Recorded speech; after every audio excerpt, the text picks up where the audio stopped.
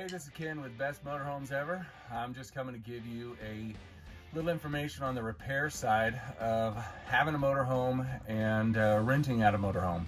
So we rented out our motorhome. You can see I'm lying on the ground. That means I'm underneath the motorhome right now. We rented out our motorhome, and when we got it back, we were told while they were gone that they couldn't get the stairs to move. And they had gone on a really bumpy road, apparently a really dirty road, a really dusty road too. So I'll do that one in the next segment here, talking about cleaning. But when they were gone, what they found was the stairs. At first they worked when they first got the motorhome, but then after that, after they did that bumpy road, they did not work. And so of course I'm worried about all sorts of things. With maybe it's a motor, maybe they left the stairs out and they bent the stairs or something and it was just totally messed up. Could have been a fuse, all sorts of things, right? So there were a couple of things that were suspicious though.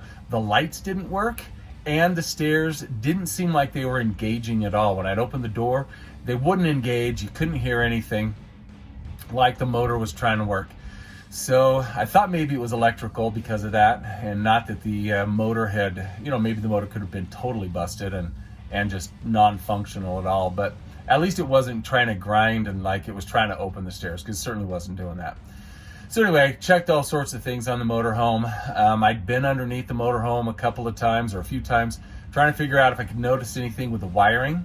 What I ended up finding is under here, you can see all the wiring that I've got here. These wires were plugged into this housing or this connector here. They were in there, but they weren't secured in there.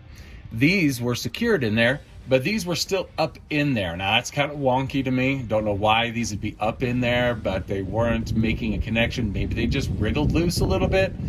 Seems a little weird to me, but somehow they had gotten loose. I believe it was from all of the jostling that was done with driving on that super, super bumpy road. And so this was after a long time of trying to figure out what the problem was. So I basically just went and got another connector for the electrical and put them back together and was able to get that working. In the process though, and this is what you'll find if you are renting a motor, if you own a motorhome and you plan on doing any kind of rental business or motorhome business, you will have repairs that you'll have to do, and sometimes you just got to solve your problems and figure it out.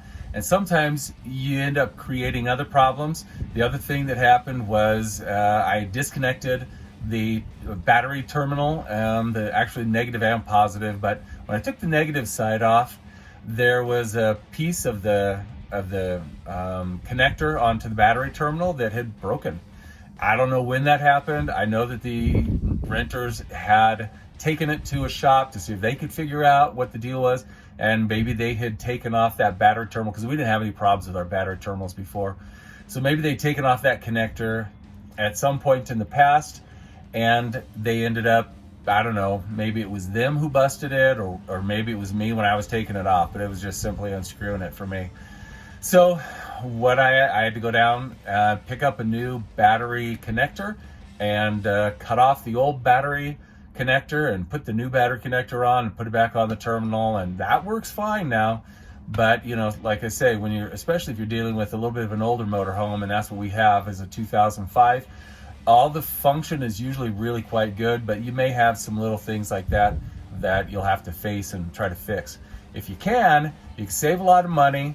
We can actually then not have to charge our people who had rented the motorhome like we would have if I'd had to replace the motor or something on the stairs. All of that would have been a much bigger deal.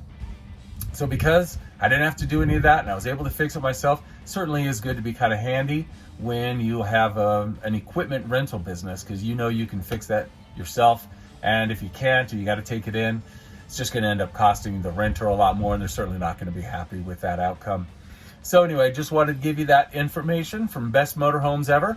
And this is Ken signing out and saying I'll see you on the road.